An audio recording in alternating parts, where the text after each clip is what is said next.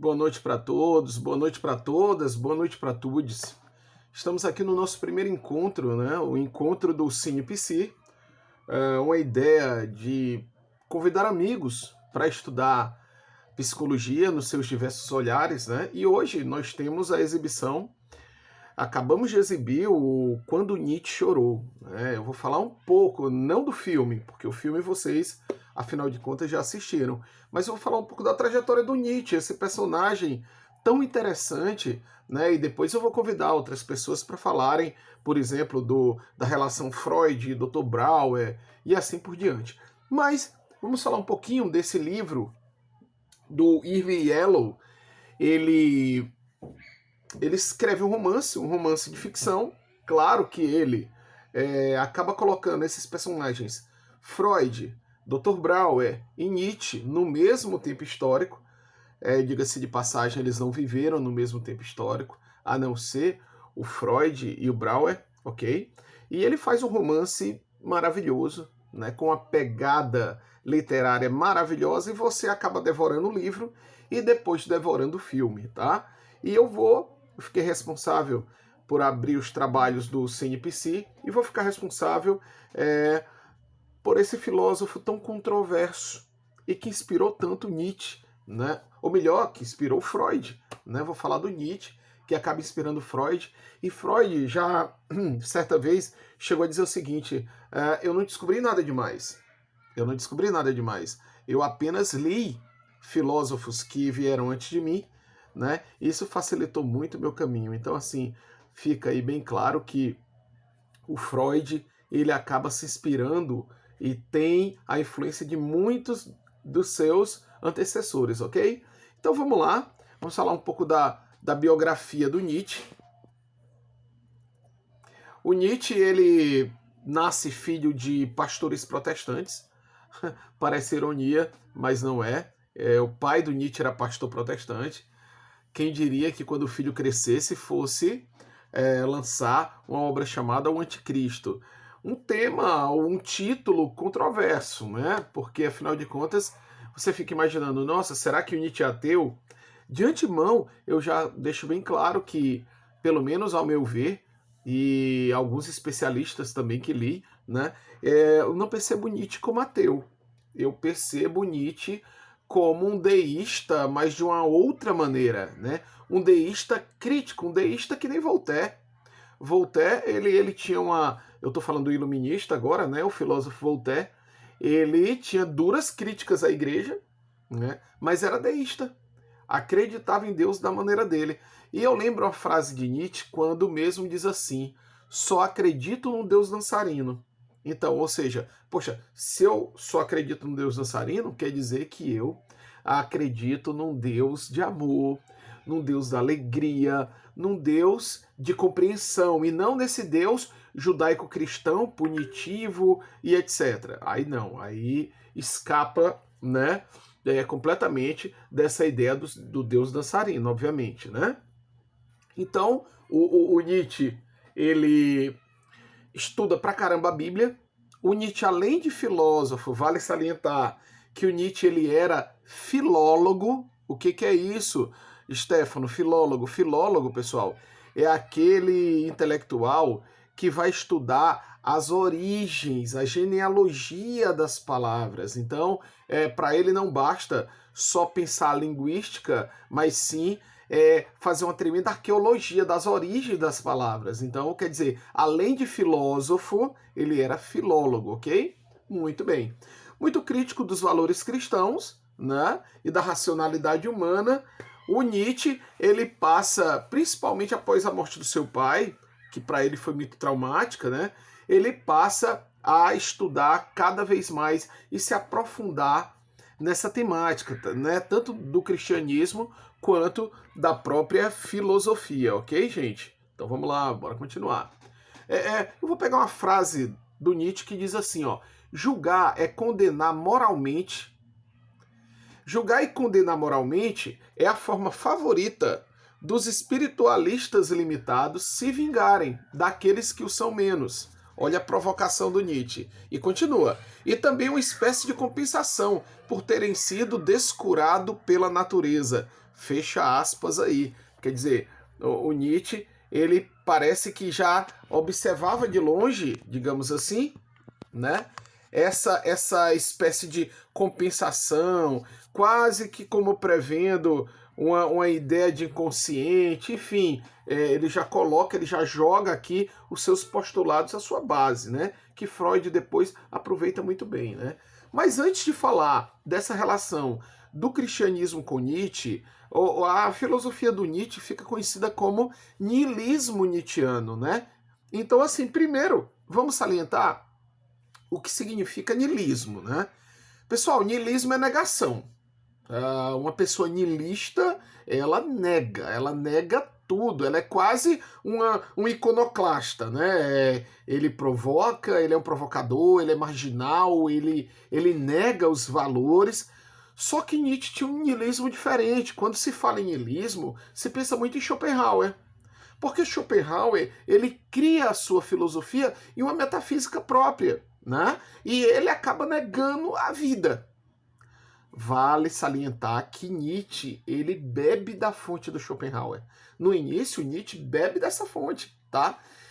Bebe Schopenhauer, lê, devora Schopenhauer, só que ele acaba rompendo mais tarde com Schopenhauer. Por quê? Porque, segundo ele, o Schopenhauer, em última análise, nega a vida. E o Nietzsche não escapava da vida. O Nietzsche, ele não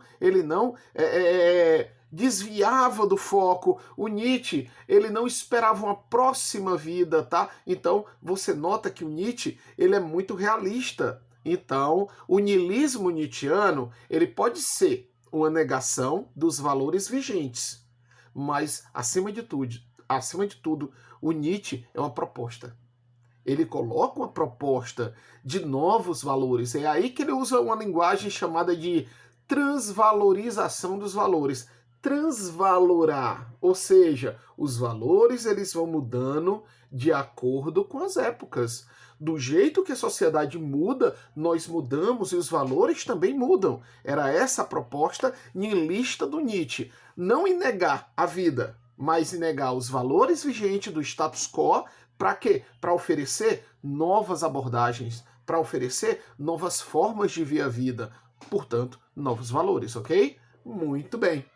Ao descobrir da moral cristã, né, o Nietzsche ele começa a perceber essa moral cristã como uma moral que ele chama mais tarde de moral de rebanho. Por que moral de rebanho?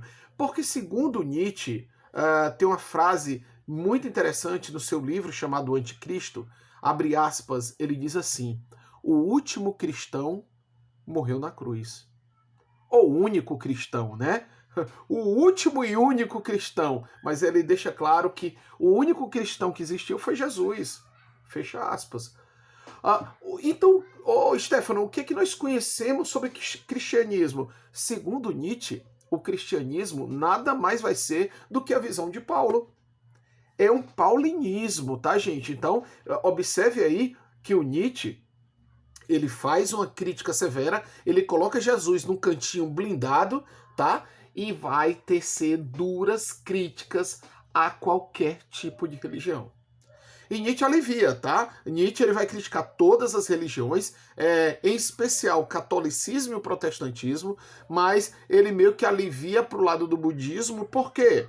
Porque ele dá uma passada de pano aí. Ele dá uma passada de pano porque ele diz o seguinte: olha, o budismo ele não promete nada. Ele não promete nada. O budismo é uma ética do cotidiano, tá? Então Nietzsche ele respeita o budismo, né? Dessa maneira, mas deixa claro que o único cristão, esse, morreu na cruz. E esse cristianismo primitivo, esse cristianismo, tá? Na íntegra, na essência, morre com Cristo, e o que se faz da ideia que Cristo pregou, que Jesus pregou, aí sim é uma moral que ele chama de uma moral decadente, é a moral do declínio, ou seja, é uma moral de rebanho, né? É uma moral que leva as pessoas a terem medo da vida, a tentar se agarrar a uma possibilidade de uma nova vida, num outro mundo, num outro momento, depois da morte. O Nietzsche não. Ele vai dizer o seguinte: a religião, essencialmente, é uma doutrina de hierarquia, uma tentativa de recriar uma ordem cósmica de posições e poderes, ou seja, o Nietzsche ele vai criticar muito aí a igreja, a religião como instituição. Só um adendo, tá, gente? Não vamos confundir aqui religião com religiosidade, tá? A religião, ela é feita por homens. Ela é uma instituição. E aí o Nietzsche vê defeitos, todos nós. O próprio Freud, depois, nos seus livros O Futuro de uma Ilusão, ele faz uma crítica pesada. O próprio Marx também, o Karl Marx, que fez a sua revolução do pensamento, né? Logo ali, dizem que as grandes revoluções do pensamento foram Copérnico, Freud e Marx, né? Ou seja, as grandes revoluções, as grandes rupturas do pensamento, tá? Então, nesse sentido, o Nietzsche ele vai afirmar que o cristianismo seria uma religião da decadência, tá? Por excelência. Muito bem, vamos lá. Gente, o Nietzsche também ele vai deixar claro o seguinte, que da mesma forma que existe uma moral de rebanho, vai existir uma moral do Senhor. Eu coloquei a ideia de moral de rebanho para não chamar moral de escravos, porque vocês podem confundir quando se diz a moral dos senhores e a moral do escravo. Ou seja, vocês podem confundir com os valores colonialistas, que o escravo é o que apanha, o senhor é o que bate, é o que é o dono da terra. Não tem relação com os valores coloniais, tá? O Nietzsche ele fala da moral do senhor porque é aquele que é senhor do seu próprio destino. É aquele que não se agarra a nenhum tipo de muleta ou algum tipo de esperança, tá? Para depois resolver os problemas, para numa próxima vida. Não, o Nietzsche ele não vai falar nesse senhor, é senhor do seu próprio destino, né? Como dizia Giordano Bruno, italiano, dizia, né, o homem é patrono do próprio destino. Ou seja, né, essa é a moral do Senhor. Mas para obter essa moral do Senhor, vocês vão ter que compreender quais são os mecanismos, tá? Que a religião, que a própria tradição grega acaba, né, inserindo na vida do indivíduo. Vamos pensar, os gregos, né, a tradição grega clássica, né, ali com Sócrates, com Platão. Poxa, Sócrates e Platão, eles eram completamente desfavoráveis, pessoal, à ideia de paixão. Paixão vem da palavra patos, do grego patos, doença. Quem se apaixona está doente. Olha a visão de Platão, né? A partir do pensamento do seu grande mestre Sócrates. E Nietzsche vai dizer, foi aí que ocorre já o primeiro erro. E depois o cristianismo, na Idade Média, ele só vai consolidar essa ideia, né? De, vamos desviar os desejos, né? Que é inerente à nossa própria essência. O Nietzsche ele vai deixar muito claro que nós temos que ter uma consciência ampla e que o homem ele é formado por duas grandes porções, o apolíneo e o dionisíaco. Vamos pensar um pouquinho? Veja, que o que seria o lado apolíneo? Em homenagem ao deus Apolo, seria a racionalidade. É o homem no seu uso da racionalidade. E o sentido dionisíaco? É o lado fantasioso, é o lado teatral, é o lado da sexualidade humana. Entenda a sexualidade não como sexo. Entenda a sexualidade no sentido mais amplo que Freud coloca depois. Sexualidade é tudo que me representa. É a forma, é a minha linguagem, é a minha forma de se colocar no mundo. Isso é sexualidade, que vai muito além do sexo. Que vai muito além do falo. Já estou usando aqui uma linguagem mais psicanalítica, que vai muito além do falo. A genitália é sexo, a sexualidade é tudo que você representa quanto ser no mundo. Então, veja que lá na frente, o Freud ele absorve esses conceitos nietzschianos e propõe a psicanálise. Voltando a Nietzsche, né? O princípio apolíneo é o princípio da racionalidade, o homem virtuoso. Sim, o que Platão e Sócrates defendiam, ok, sem problema algum. Mas Platão e Sócrates enterra, né? Acaba sepultando o lado das paixões, o lado da emoção. O ser humano também é emoção. O ser humano também é paixão. E Nietzsche vai dizer, olha, o ser humano completo, ele tem o lado apolíneo, mas ele tem o lado dionisíaco. Ele tem o lado da loucura, ele tem o lado do sonho, o lado do teatro. O homem, ele anda flertando, né? A normalidade e a loucura andam ali lado a lado, né? Então vale colocar esse aspecto aí do apolíneo e do dionisíaco. E como é que seria esse apolíneo e dionisíaco numa linguagem muito mais psicanalítica, né? Vem aquela ideia de diabinho e anjinho. Você tem que fazer alguma escolha, aí o diabinho vai lá, faça o anjinho. Rapaz, não faça não, pondere. É como se fosse um despertar do superego. Sendo algo moralizador. Mas claro que o Nietzsche, ele morre em 1900. Ele não fala de superego. Quem fala de superego é o Freud. Por isso que é importante, pessoal, fazermos leituras paralelas. Né? Freud é muito importante, Jung é muito importante, Lacan é muito importante, os pós-freudianos, os pós-jungianos, todos são importantes. Mas nós temos que fazer leituras prévias dentro do campo filosófico, para que possamos saber de onde saiu a inspiração, de quais foram as bases, ok? Então fiquem ligados nisso aí. Vamos lá. O Nietzsche vai dizer o seguinte, quase tudo a que chamamos de cultura superior é baseado na espiritualização e no aprofundamento da crueldade. Eis a minha tese. Esse animal selvagem não foi abatido absolutamente. Ele vive e prospera. Ele apenas se divinizou. Né? Fecha aspas. Ou seja, o Nietzsche ele vai fazer uma crítica profunda da cultura também. Né? Uma cultura que faz com que o homem fique um homem vegetativo. Um homem cheio de culpa. Daí o Freud mais tarde vai dizer, vivemos uma cultura da culpa. Aí foi um prato cheio para histeria nas mulheres, né? Foi um prato cheio para todos os problemas mentais. Vivemos uma cultura da culpa. E o Nietzsche já falava isso há muito tempo. Tá, Stefano, e o que fazer para superar a culpa? Nietzsche vai dizer, superar a si mesmo. O Nietzsche sempre diz, quando você olha para o abismo olha de volta para você. E como é que eu posso superar? Através do amor fati, através de enfrentar a vida como ela é. O amor fati é o enfrentamento da vida como ela é. Se a vida tem suas amarguras, tem seus sabores e dissabores, traga, sinta-os.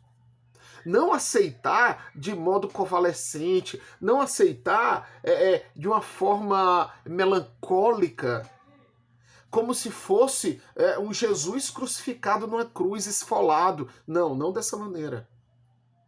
Mas, né, encarando a vida como ela é. Aprendendo, né, com seus tropeços. Até atingir o quê? O Übermensch. Que ele fala tão bem na sua obra Assim Falou Zaratustra. Na busca do Übermensch. O que seria o Übermensch? Numa tradução um pouco mais próximo aí do original. É uma espécie de homem transvalorado. Observa, na primeira parte, né, da nossa conversa, eu falei da transvalorização dos valores, ou seja, da superação desses valores, tá?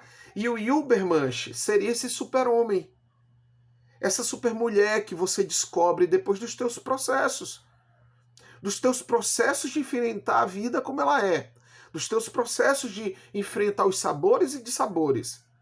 Olha como isso vai lembrar um processo terapêutico. Né? E aí você descobre o Übermensch dentro de si. E quando você descobre esse Übermensch, que você deixa emergir esse super-homem, esse homem transvalorado, esse homem, essa mulher que supera a si mesmo e a si mesma, aí você pode enxergar bem melhor o que é a moral do Senhor e o que é a moral do rebanho. A moral do rebanho diz sempre sim, senhor. A moral do rebanho diz sim para o que o mestre mandar, para o que o líder espiritual mandar. A moral do rebanho, ela domestica o homem. Ela deixa o homem em estado vegetativo dizendo sim, senhor. Tá certo? Então o Nietzsche, quando ele propõe esse Übermensch, ele também escreve sobre isso numa obra chamada Além do Bem e do Mal. Eu vou deixar umas obras do Nietzsche aí no grupo para que vocês possam, né, explorar melhor essas obras. Não tenha dúvida disso. Não se preocupe em relação a isso, tá? Então eu deixarei. Não te preocupas, tá? Então assim, o Nietzsche fala que a obediência ela é transmitida como herança cultural, né? Como herança cultural. E aí me faz lembrar quando eu fui assistir, né, o Coringa. O Coringa, ele mesmo sendo o oposto ou o que completa o Batman, eu vejo o Batman e o Coringa como uma coisa só, mas aí nós teríamos que lançar o filme do Coringa no grupo para depois discutir, mas eu vou dar um pouco de spoiler já. O Batman seria a porção apolínea racional e o Coringa, o Joker, o Arthur, seria o aspecto dionisíaco. Então, no penúltimo filme do Batman, o Coringa diz assim: vamos lá, mate-me. Você precisa de mim, cara, como eu preciso de você. E aí, no último que foi lançado, você vê um Coringa transvalorado, né? Que, se você for puxar para o lado da sociologia, Durkheim vai dizer que essa atitude do Coringa é um homem com anomia social, é um homem doente. É um homem que nada segura, a religião não segura mais esse indivíduo na sociedade. Esse indivíduo está doente, ele está patologizado. Mas o Marx vai ver essa anomia social como uma escolha de enfrentamento do status quo. Então tem muito pano para manga, pessoal, para que nós possamos aí discutir, tá? Vale muito a pena a gente também deixar claro algumas coisas que se colocam sobre Nietzsche, muitas vezes teoria da conspiração e muitas vezes mau caratismo de alguns, né, querendo deixar o Nietzsche ou manchar a imagem do Nietzsche de uma forma bem pejorativa, como, por exemplo, acusar o Nietzsche de antissemita. Nietzsche não era antissemita. Tem um trecho do livro, eu vou ler agora para vocês, o livro chamado Além do Bem e do Mal, que ele diz o seguinte, abre aspas, mas os judeus são, sem qualquer dúvida, a raça mais forte, mais tenaz e mais pura que atualmente vive na Europa. Eles sabem se impor, mesmo nas piores condições. Fecha aspas. Nietzsche em Além do Bem e do Mal. Então, como Nietzsche poderia ser antissemita? Agora, vale deixar claro aqui que o Nietzsche, ele rompe com seu melhor amigo, Wagner. Sim, Wagner, aquele compositor famoso. O Wagner, muita gente só conhece o Wagner como um grande compositor. Mas Wagner era um grande político. Agora era um político antissemita. E quando Nietzsche descobre esse antissemitismo do Wagner, aí o Nietzsche não admite, cara. De maneira alguma. O Nietzsche rompe com Wagner. Ainda lança um livro chamado Caso Wagner. Então, cai completamente por terra essa ideia do antissemitismo de Nietzsche ou qualquer relação de Nietzsche com o nazismo. Ah, não, vão dizer, o Hitler se baseou no Übermensch para falar da raça ariana. Não, lê de engano, porque se ele tivesse inspirado em Übermensch, no Super-Homem do Nietzsche, ele não seria antissemita. Ele está muito mais ligado a uma conexão de um darwinismo social, tá bom? De Herbert Spencer, do antropólogo Herbert Spencer, muito mais ligado com teorias genéticas ali do Galton, né? Uma ideia de higienismo. O que é o higienismo? É a limpeza social. Olha, vamos fazer uma limpeza social. Mostrando que existem etnias superiores e inferiores. Aí eu acredito que Hitler tenha bebido dessa fonte, não da fonte de Nietzsche. Ok?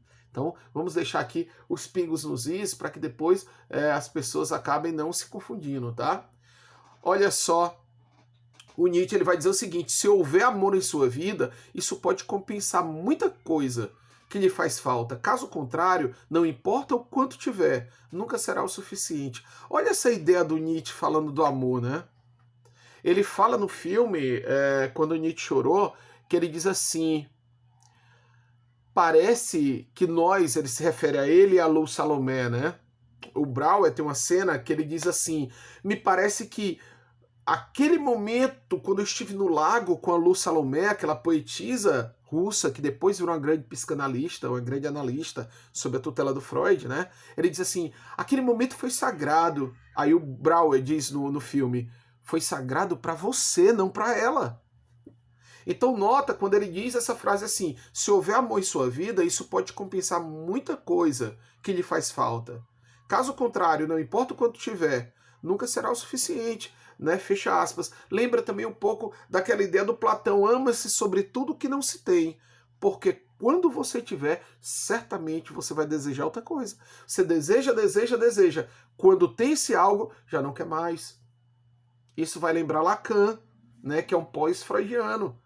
Veja como Nietzsche está mais vivo do que nunca.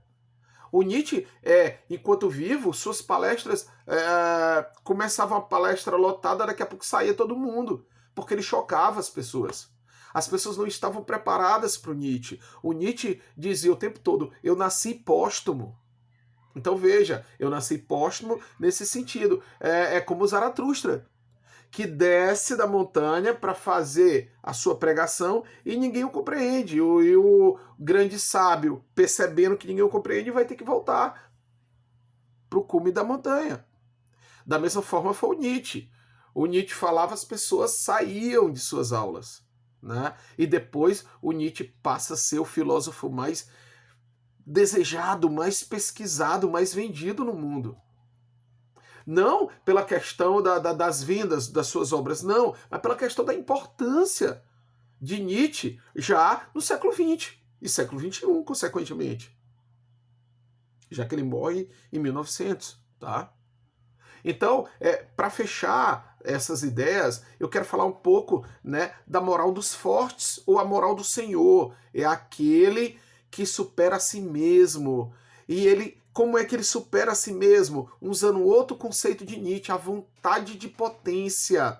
O que seria, Stefano, essa vontade de potência? Seria a força vital em permanente mudança. É a força vital, o que depois Freud vai chamar de libido. Então essa vontade de viver, essa vontade de sonhar, os projetos que você passa a fazer, isso aí é a vontade de potência, tá? Beleza?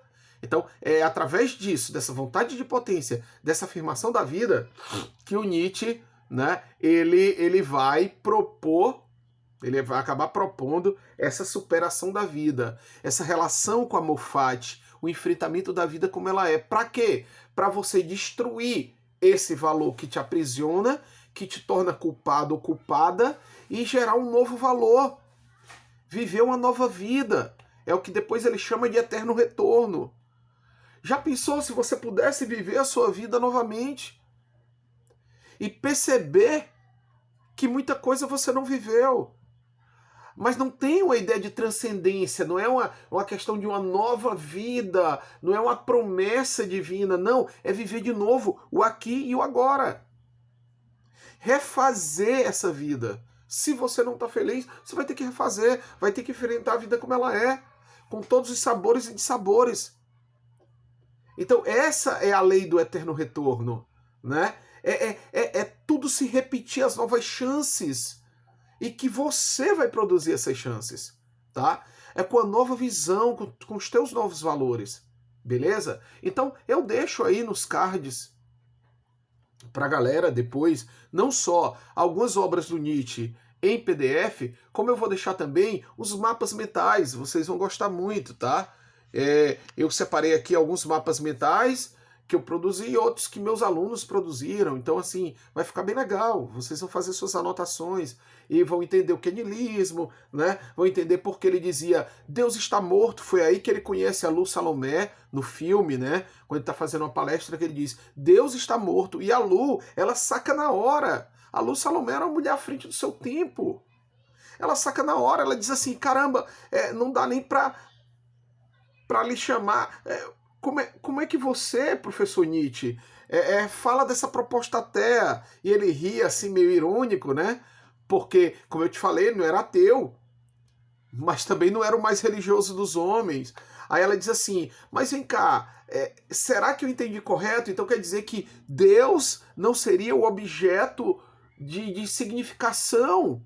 Ou seja, Deus não seria o objeto de importância nesse momento, e sim o homem, o advento do homem. Aí ele se apaixona por ela, quando ele saca, né, que ela percebe essa ideia de Deus estar morto, né? Que Deus, naquele momento, não seria um objeto considerado, como depois, ali, em pleno século XX, ou melhor, século XXI, Sartre, né, ele vai dizer o seguinte no existencialismo dele, né? Ele diz, o meu existencialismo é ateu. Por quê? Porque se você se der bem na vida, parabéns, o problema é seu. O mérito é todo seu. Se você se der mal, parabéns. O problema também é seu. Né? Você não conseguiu por culpa sua. Então, o Sartre, ele percebe isso também. Ele também foi um leitor do Nietzsche. Ele percebe que chega de desculpas. Não é mais um momento de desculpas. Né? Isso é Sartre. Isso fica para outra aula, né? Para outro momento, para outro bate-papo, para outro filme, tá? Eu vou deixar aí nos cards uns memes do Nietzsche, né? E vou também falar o seguinte, que o Nietzsche ficou muito popular. O Nietzsche é campeão de vendas. Cara, ele deve ficar muito puto onde ele tiver, tá? Nas transcendências aí onde ele tiver. Porque não era essa a proposta do Nietzsche, ser best-sellers, né? Agora tem um livro lançado pelo Alan Pearce, ele é Nietzsche para estressados. Livro de autoajuda, falando do Nietzsche. Pode um negócio desse? Autoajuda. Pense. Agora eu super indico a obra do Irving e Alan, né? Quando Nietzsche chorou. Se vocês gostaram do filme, eu super aconselho que vocês leiam o livro, que é sensacional. E eu espero ter contribuído de alguma forma. Eu quero terminar com mais uma frase do grande mestre Nietzsche, né? Abre aspas, ele diz assim: ninguém pode construir em teu lugar as pontes que precisarás passar para atravessar o rio da vida. Ninguém, exceto tu. Fecha aspas. Então, viva a vida, viva Nietzsche e até o nosso próximo encontro. Valeu, gente, obrigado e até a próxima.